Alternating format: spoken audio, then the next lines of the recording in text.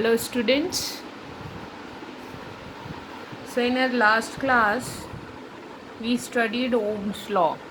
हम लोगों ने अपनी लास्ट क्लास में ओम्स लॉ पढ़ा था. ओम्स लॉ मैंने बताया था क्या होता है. Current is proportional to voltage. Circuit में जितना ज़्यादा वोल्टेज बढ़ाते हैं करंट भी उसी रेट से बढ़ता है. तो V is proportional to I. जब प्रोपोर्शनल साइन हटाते हैं तो एक कांस्टेंट आता है एंड दैट कांस्टेंट, उस कांस्टेंट को हम यहाँ पे क्या कहते हैं, रेसिस्टेंस. तो V upon I is equals to R and that R is a constant for a circuit. ठीक है. और हमने V और I का ग्राफ देखा था. V और I का ग्राफ हमेशा एक स्ट्रेट लाइन कर्व होता है. आज मैं आप लोगों को बताऊंगी रेसिस्टेंस के बारे में. तो आज हम लोग स्टार्ट करेंगे अपना टॉपिक रेसिस्टेंस. रेसिस्टेंस मतलब क्या.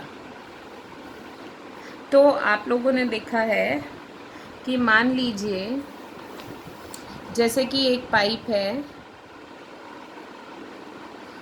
उस पाइप में अपन जितना ज़्यादा प्रेशर देंगे, प्रेशर उतना ज़्यादा इसमें से वाटर फ्लो होगा. यस और नो. जितना ज़्यादा हाई प्रेशर मतलब जितना ज़्यादा यहाँ से मोटर प्रेशर लगाएगी उतना यहाँ से rate of flow of water बढ़ेगा. Same with the current. किसी भी कंडक्टर से करंट बढ़ता है if we increase the voltage. यदि हम वोल्टेज बढ़ाएंगे तो उस कंडक्टर में से करंट भी बढ़ता है. Current also rises. Getting my point. Okay. ये तो आपको समझ में आ गया कि water flow is proportional. Larger the pressure, larger the rate of flow of water. Similarly, if you increase the voltage, then the current in the circuit is also increases. Circuit में current भी क्या होता है, बढ़ता जाता है. Getting my point? तो इससे हमको समझ में आया I is proportional to V. जितना ज़्यादा वोल्टेज, अगर आपने यहाँ पे 12 वोल्ट लगाया है, पहले आपने यहाँ 6 वोल्ट लगाया है, तो अभी जितना करंट जा रहा है 12 वोल्ट लगाने से उसका डबल करंट जाने लग जाएगा. ये तो एक बात हमको समझ में आई. लेकिन अब यदि हम इसका दूसरा कॉन्सेप्ट समझें तो वो ये कि मान लीजिए आप यहाँ से प्रेशर जितना भी बढ़ाएं, rate of water flow will also depends upon the size of pipe. Pipe के साइज़ पे भी डिपेंड करेगा. मान लीजिए आपका पाइप लंबा और पतला है, नैरो है एंड लॉन्गर है, तो आपका वाटर रेट क्या हो जाएगा, flow of water rat is going down. आप यहाँ पे प्रेशर बढ़ा भी दोगे तो भी वो प्रेशर, मान लीजिए आपका यहाँ प्रेशर 1 था तो यहाँ पे 10 के उसमें वाटर फ्लो आ रहा था. आपने प्रेशर 2 कर दिया तो 20 से फ्लो होने लग गया. Getting my point. अब ये पाइप हमने पतला कर दिया, यहाँ पे हमने प्रेशर 1 रखा, तो अब हमें यहाँ पे 10 से वाटर फ्लो नहीं मिलेगा, हमको यहाँ वाटर फ्लो मिलेगा कम से कम हो जाएगा. मतलब ये नैरो और लॉन्गर ट्यूब जो है ये वाटर फ्लो के रेट को इफ़ेक्ट करती है. सिमिलरली हमने ये देखा कि करंट बढ़ता तो है वोल्टेज बढ़ाने से, लेकिन करंट और भी चीज़ों पे डिपेंड करता है. इस बात पे डिपेंड करता है कि करंट कैसी जगह से फ्लो कर रहा है. Property of conductor and shape, उस पर भी डिपेंड करेगा कि उसमें से करंट कितना फ्लो होगा. Current, getting my point. Voltage बढ़ाने से करंट बढ़ता है अनडाउटेडली, लेकिन करंट की वैल्यू डिपेंड करती है कि वो किस में से जा रहा है, किस टाइप का कंडक्टर है. तो उन्हीं चीज़ों को ध्यान में रखते हुए हम लोगों को एक चीज़ पढ़नी है, रेसिस्टेंस. तो रेसिस्टेंस का मैंने आपको बताया. अगर हम रेसिस्टेंस की डेफिनेशन बोलें तो ये होती है, इसको हम कह सकते हैं property of the conductor to resist property of the conductor to resist the flow of current through it.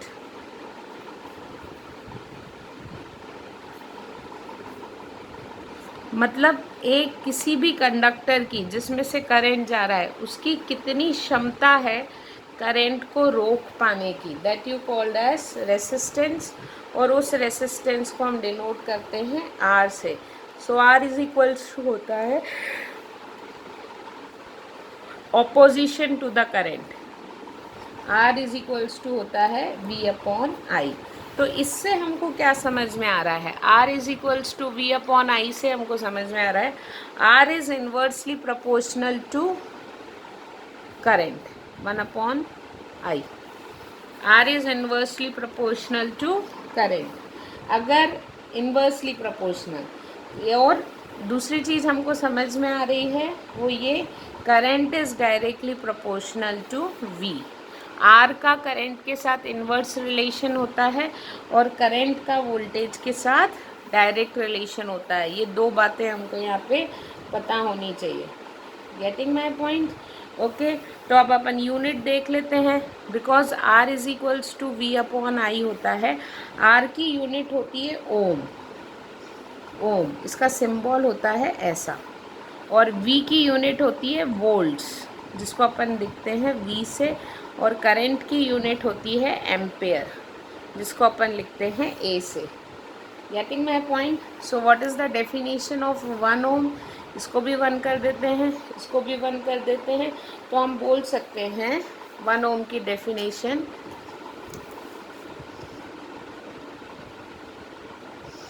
One ohm की डेफिनेशन हम बोल सकते हैं resistance of a conductor, resistance of a conductor having potential difference of 1 volt, having potential difference of 1 volt across its end when 1 ampere current is flowing, when 1 ampere current is flowing through it, then the resistance of a conductor is, then it is 1 ohm.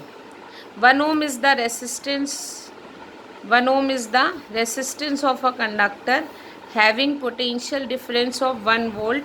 1 ohm उस conductor का resistance होगा. इस conductor का resistance 1 ओम जब होगा जब इसके cross का पोटेंशियल डिफरेंस कितना हो, 1 वोल्ट का पोटेंशियल डिफरेंस हो पॉइंट ए और बी पे, और इसमें से कितने अमाउंट का करंट फ्लो हो रहा हो, 1 एम्पेयर का करंट फ्लो हो रहा हो. तो मैं बोलूँगी इस कंडक्टर का रेसिस्टेंस कितना है, 1 ओम.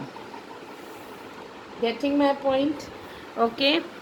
उसी तरीके से 2 नाम होते हैं, ये आपको पता होना चाहिए. एक होता है ओमिक सब्सटेंस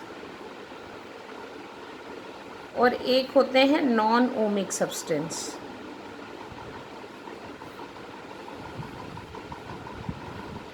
ओमिक सब्सटेंस क्या होते हैं? Ohmic substance obeys Ohm's law, जो किसको फॉलो करते हैं, ओम्स लॉ को फॉलो करते हैं. ओम्स लॉ को कौन से कंडक्टर, ऑल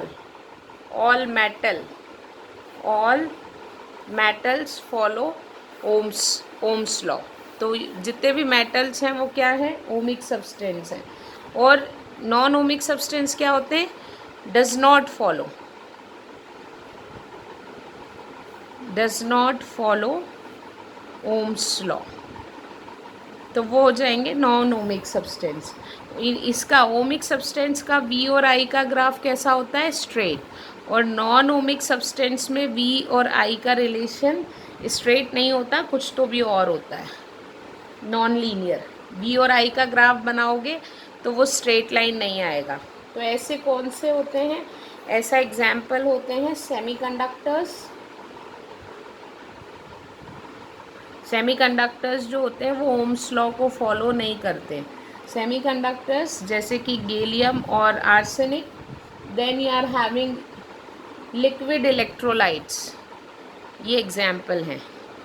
ये लोग ओम्स लॉ फॉलो नहीं करते हैं। तो ये आपको दो चीज़ें पता होनी चाहिए, ओमिक और नॉन ओमिक सब्सटेंसेस क्या होते हैं।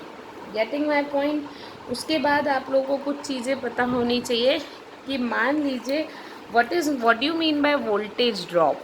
वोल्टेज ड्रॉप क्या होता है?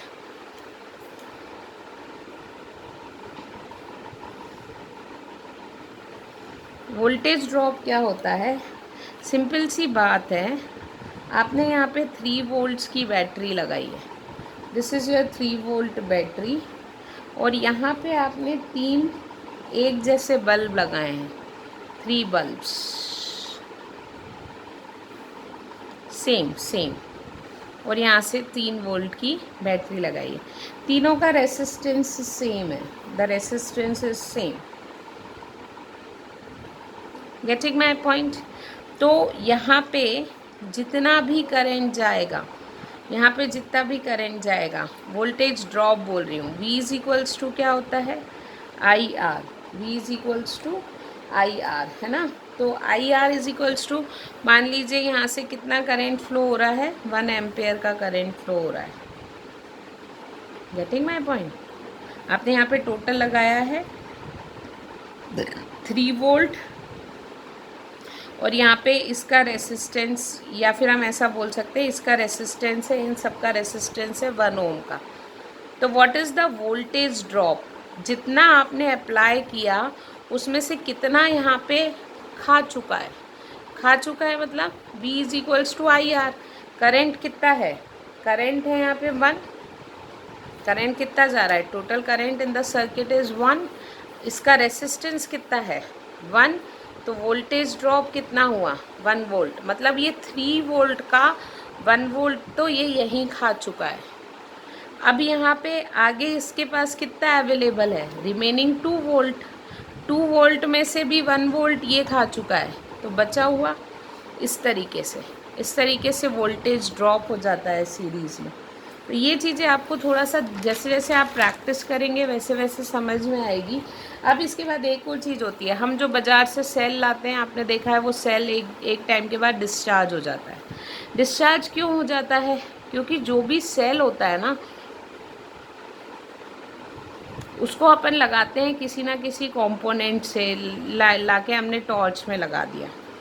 अब जब हम ये टॉर्च लगाते हैं तो ये इसके अंदर केमिकल होता है। क्या होता है? केमिकल होता है। तो ये जो सेल होता है ये अपनी केमिकल एनर्जी को एक्सपैंड करते रहता है in the form of electrical energy. ये हमेशा क्या करने की कोशिश करती है? ये केमिकल इसको हमेशा प्लस बनाने की कोशिश करी रहती है और इसको हमेशा माइनस। इन दोनों पॉइंट के बीच में पोटेंशियल डिफरेंस पैदा करने की कोशिश करती रहती है ताकि इसमें से करंट बरकरार रहे। लेकिन होता क्या है, जब करंट यहाँ पे जाता है तो ऑब्वियसली वायर गर्म भी होता है, बल्ब भी जलता है। तो जितनी एनर्जी यहाँ से निकलती है वो हीट के फॉर्म में भी कन्वर्ट होती है, वो लाइट के फॉर्म में भी कन्वर्ट होती है। तो आपको पता है एनर्जी इज कंजर्व्ड। जब ये सेल की पूरी केमिकल एनर्जी लॉस हो जाती है into the other form of energies, तब वो बल्ब के बैटरी क्या हो जाती है? डिस्चार्ज हो जाती है। Getting my point. तो ऐसे ये सब फिनोमिनाज होते हैं। उसके बाद आप लोगों को देखना है activity 2, activity second of this chapter. इसकी एक्टिविटी सेकेंड यदि आप बुक में से देखेंगे तो आपको एक्टिविटी सेकेंड में बोला गया है, आपके पास बहुत सारी चीज़ें दी हुई है। एक सर्किट दिया हुआ है, उस सर्किट में बैटरी लगी हुई है,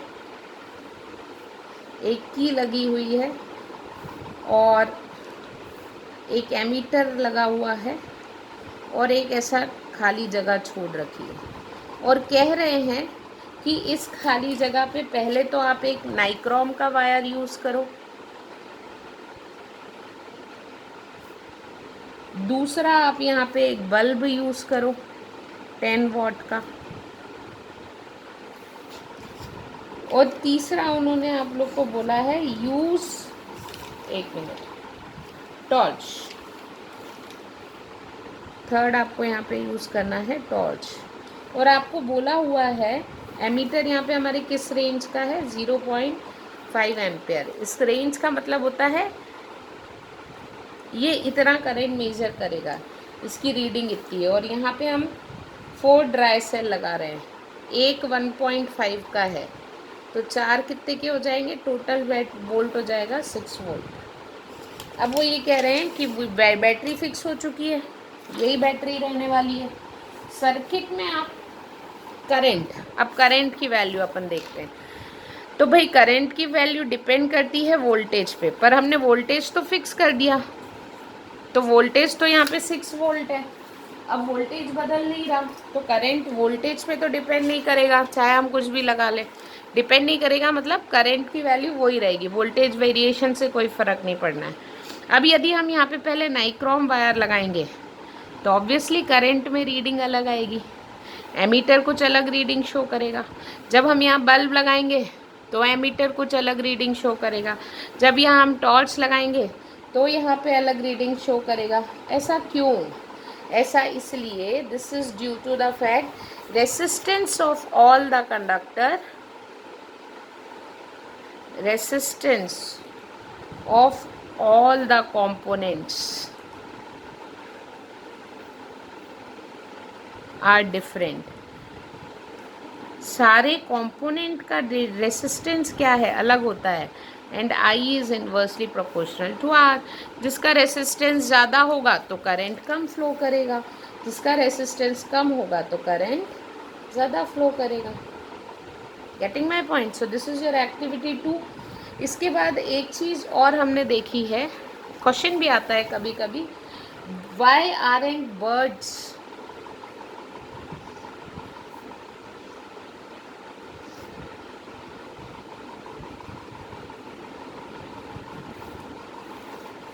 बोल रहे हैं कि तार पे हाई वोल्टेज लाइंस पे बैठी हुई, ये एक हाई वोल्टेज लाइन है, हाई वोल्टेज वायर है, तो वो कह रहे हैं कि क्यों इस पे बैठी हुई चिड़िया को, क्यों इस पे बैठी हुई चिड़िया को करंट नहीं लगता, इस पे बैठी हुई बर्ड को करंट क्यों नहीं लगता जबकि वो इतनी हाई वोल्टेज वायर पे बैठी होती है। तो इसका रीज़न ये होता है, पहली चीज़ तो ये कि बर्ड का रेसिस्टेंस वायर से ज़्यादा होता है। ये एक जनरल सा एक्सक्यूज़ है, बहुत सॉलिड एक्सक्यूज़ नहीं है, पर बर्ड का रेसिस्टेंस बहुत ज़्यादा होता है, वायर का रेसिस्टेंस बहुत कम होता है, इसलिए करंट वायर में से ज़्यादा पसंद करेगा। दूसरा ये जो वैलिड रीज़न है, फैक्ट ये है कि बर्ड के दोनों ही पैर इसी वायर पे होते हैं, एक ही वायर पे दोनों पैर होते हैं, लेग 1 एंड लेग 2। तो क्योंकि ये सेम वोल्टेज लाइन है, मान लीजिए ये 1000 वोल्ट की लाइन है, तो कितना भी ज़्यादा वोल्टेज हो, लेकिन उसके इस पैर पे भी 1000 वोल्ट है और इसके इस पैर पे भी 1000 वोल्ट है। तो ये अगर बर्ड की बॉडी भी है तो उसकी बर्ड की बॉडी से नहीं ट्रैवल करेगा करंट। क्यों? क्योंकि उसके दोनों लेग के बीच का पोटेंशियल डिफरेंस 0 है, 1000 माइनस 1000, उसके बॉडी का सर्किट ही कंप्लीट नहीं होता। उसी तरीके से हम लोग अगर वॉशिंग मशीन को हाथ लगाते हैं तो हमें करंट क्यों लगता है? क्योंकि हमारे पैर अर्थ पे होते हैं, ये हाई वोल्टेज पे होता है, अर्थ का वोल्टेज होता है 0, पोटेंशियल डिफरेंस बनता है, इसलिए करंट हमारी बॉडी से फ्लो हो जाता है। लेकिन इसके दोनों पैर के बीच में पोटेंशियल डिफरेंस बनता ही नहीं है, इसलिए करंट इसकी बॉडी के थ्रू नहीं ट्रैवल करता, उसी वायर में से जाता है। लेकिन अगर बर्ड का एक पैर इस वायर पे और एक पैर दूसरी जगह पे है, दूसरे वायर पे, तो उसको करंट लगेगा। तो बर्ड को करंट क्यों नहीं लगता? क्योंकि उसके दोनों ही पैर किस पे होते हैं, सेम वायर पे होते हैं। ये क्वेश्चन आता भी है एग्जाम में। इसके बाद मैंने आप लोग को रेसिस्टेंस तो बता दिया, अब मैं आपको बताती हूँ factors affecting resistance. Of a conductor. जैसे मैंने अभी आपको बताया था ना कि ट्यूब के साइज पे भी डिपेंड करता है। Getting my point? तो आपने ये तो देख लिया कि करंट वोल्टेज पे डिपेंड करता है, करंट रेसिस्टेंस पे डिपेंड करता है। रेसिस्टेंस किस किस चीज़ों पे डिपेंड करता है? तो याद रखिए, एट अ गिवन टेम्परेचर, मेरा हो गया बस, एट अ गिवन टेम्परेचर, मतलब टेम्परेचर नहीं बदलना चाहिए। At a given temperature resistance is directly proportional to length. Resistance is directly proportional to length मतलब जितना ज़्यादा लंबा वायर होगा उतना ज़्यादा उसका रेसिस्टेंस होगा। ठीक है, पहली बात। दूसरी चीज़, resistance is inversely proportional to area of the conductor. जितना मोटा वायर होगा उतना उसका रेसिस्टेंस कम होगा। Getting my point? तो इन दोनों को यदि हम मिला दें तो R is directly proportional to L and inversely proportional to area. Temperature change नहीं होना चाहिए। आई बात समझ में? तो यहाँ पे प्रोपोर्शनल हटेगा तो एक कांस्टेंट आएगा, तो यहाँ पे वो कांस्टेंट होता है रो। इस सिंबल को बोलते हैं RHO, रो भी। ओके, ये सिंबल होता है, ये एक प्रोपोर्शनैलिटी कांस्टेंट है, ये इसकी जगह पे आया है। तो ये हो गया R is equals to rho L upon A। R is equals to rho L upon A, where rho is a constant. Rho is a constant, and this you called as specific resistance, या फिर हम इसको कह सकते हैं resistivity. हर एक metal के लिए खुद की अपनी रेसिस्टिविटी होती है, रेसिस्टिविटी ऑफ वायर। जैसे मान लीजिए आपने कॉपर का वायर है, कॉपर लेके आया, आपने कॉपर का वायर बनाया, तो उसके लिए फिक्स है रो की वैल्यू, आपको टेबल भी दे रखा है बुक में। उसी तरीके से यदि आपने कॉपर का वायर है, यदि आपने अब वायर एल्युमिनियम का ले लिया तो उसके लिए रो बदल जाएगा, इसका एक्स इसका वाई। लेकिन एल्युमिनियम का अगर आप वायर लाए हो, चाहे आप उसको कितना भी लंबा कर दो, चाहे आप उसको कितना भी मोटा कर दो, रो इज़ फिक्स। इसलिए बोलते हैं किसी भी वायर के लिए रो की वैल्यू कांस्टेंट होती है अगर वो एक ही मटेरियल का है तो। Getting my point? ओके, इस रो को हम लिख सकते हैं, आर को इधर ले जाती हूँ, R into A upon L, R into A upon L. तो रो आर की यूनिट क्या हुई? ओम। एरिया की यूनिट होती है मीटर स्क्वायर और लेंथ की यूनिट होती है मीटर। 1 मीटर से मीटर कैंसिल, तो रो की यूनिट हो गई ohm metre, ohm metre. This is the unit of resistivity. Resistivity की यूनिट होती है रो मीटर। आई बात समझ में? Getting my point? तो अगर मैं यहाँ पे in equation 1 L is equals to 1 metre and A is equals to 1 metre square रखूँ, मतलब मैं 1 मीटर लंबा और 1 मीटर स्क्वायर एरिया का वायर ले रही हूँ, तो rho is equals R is equals to हो जाएगा रो, हो जाएगा इस फॉर्मूले से, इसमें 1 इसमें 1, तो R इज इक्वल्स टू रो हो जाएगा। Getting my point? तो हम रेसिस्टिविटी को कैसे डिफाइन करेंगे? डेफिनेशन ऑफ रेसिस्टिविटी,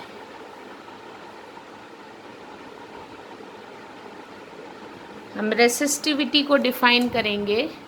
रेसिस्टिविटी की डेफिनेशन होगी, द रेसिस्टिविटी इज द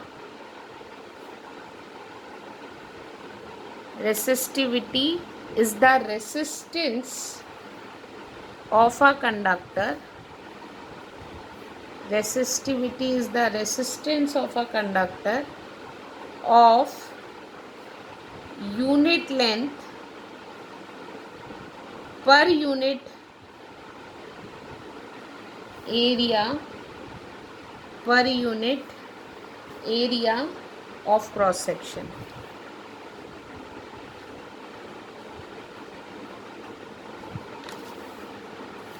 इसकी रेसिस्टिविटी, इसका जो रेसिस्टेंस होगा, 1 मीटर लंबे और 1 मीटर स्क्वायर चौड़े कंडक्टर का जो रेसिस्टेंस होगा वो ही इस मेटल की क्या कहलाती है, रेसिस्टिविटी कहलाती है।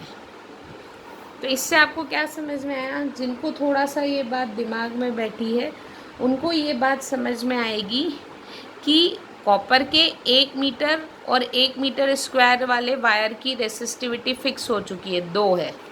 अब यदि आप इसका 2 मीटर लोगे तो 2 इंटू हो जाएगा, 2 इंटू एल, है ना, 2 इंटू एल। अब आपने इसका तीसरा उतना ही बढ़ा दिया तो 2 इंटू 3 टाइम्स ऑफ एल। तो बेसिकली कॉपर के एक का आपको वैल्यू दी रहती है in the form of resistivity, फिर आप उसको एल बाय ए से मल्टीप्लाई कर देते हो। Getting my point? इसलिए ये किसी भी मेटल के लिए, किसी भी कंडक्टर के लिए फिक्स होती है। ओके, तो आपको ये समझ में आ गया क्या कंक्लूजन? अगर लेंथ बढ़ेगा तो रेसिस्टेंस बढ़ेगा, अगर एरिया बढ़ेगा तो रेसिस्टेंस कम होगा। Getting my point? एक चीज़ मतलब रेसिस्टेंस एरिया और लेंथ पे तो डिपेंड करता ही है, रेसिस्टेंस 2 बातों पे और डिपेंड करता है। पहला, resistance also depends on the temperature.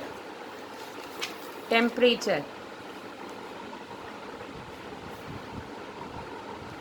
Depends on temperature. For metals temperature यदि बढ़ता है then resistance also increases. Metals के लिए मतलब मेटल्स जो कंडक्टर हैं, यदि उनका टेम्परेचर बढ़ा दिया जाए तो उनका रेसिस्टेंस भी बढ़ जाता है।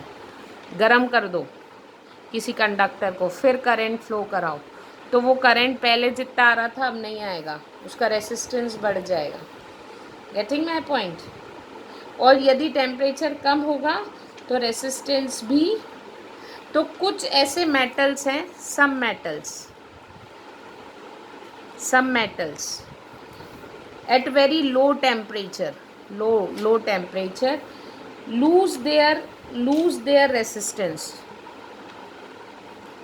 इतना लूज देयर रेसिस्टेंस का मतलब होता है कि टेम्परेचर कम करते करते वो रेसिस्टेंस ऑफर करना ही बंद कर देते हैं और बन जाते हैं सुपर कंडक्टर्स। क्या बन जाते हैं?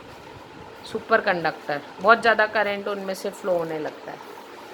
Getting my point? एक लास्ट पॉइंट ये है कि resistance also depends on the nature of material. क्यों? क्योंकि resistance depends on nature. Nature कैसे? क्यों? क्योंकि R depends on resistivity and resistivity is what? Nature. अगर मेटल बदलोगे तो रेसिस्टिविटी बदल जाएगी। Getting my point? तो आप किस टाइप का मेटल ले रहे हो उस पर भी डिपेंड करता है कि उसका रेसिस्टेंस कैसा होगा। तो रेसिस्टेंस के बारे में आज हमने इतना पढ़ा है, आप लोगों को ये पढ़ के रखना है। कल की क्लास में मैं आपको इस चैप्टर की एक्टिविटी 3 पढ़ाऊँगी, तो आपको बुक से, NCERT बुक से एक्टिविटी 3 के पहले तक का पूरा पढ़ के रखना है। Getting my point? So this is all about today. Thank you so much.